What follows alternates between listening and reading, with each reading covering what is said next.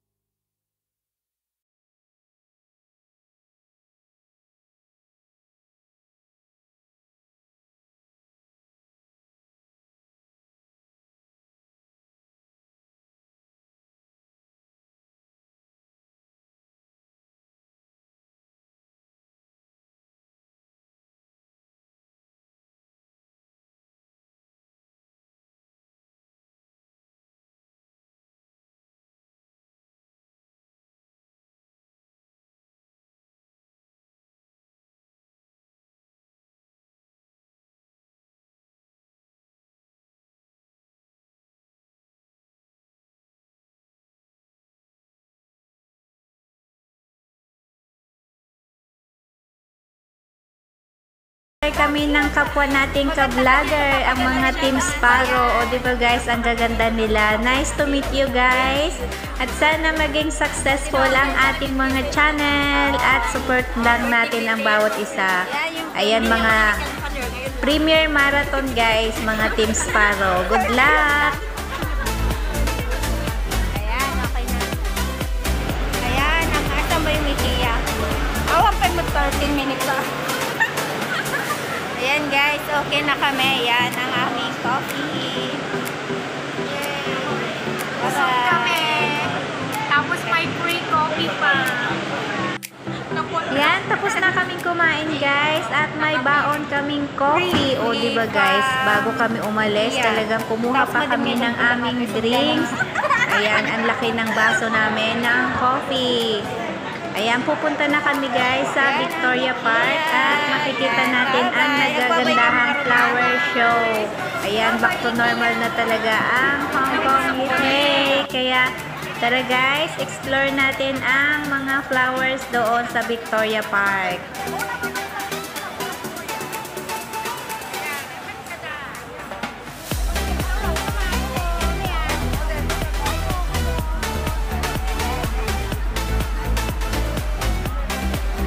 Ayan, nandito kami sa labas ng Victoria Park guys. At syempre talagang ang daming taong gustong makakita ng magagandang bulaklak. Ayan, last day na ngayon kasi guys. Kaya habol tayo kahit na umaambon. O diba? Ang saya-saya.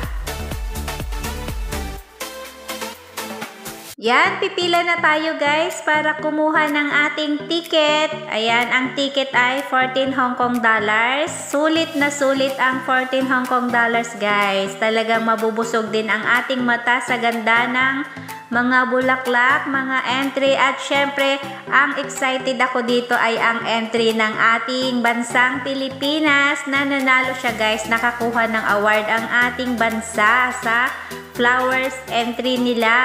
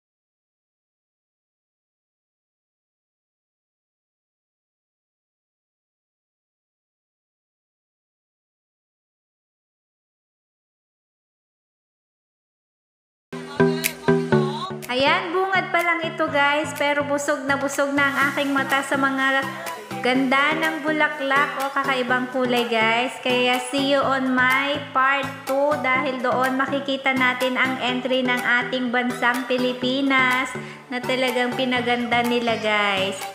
Thank you for watching guys. Please don't forget to like, share, and subscribe Angelin's Food Trip at bell all na rin po para ma-notify kayo sa bago kong upload na videos. Kaya thank you so much. Sana nag-enjoy kayo sa aking vlog.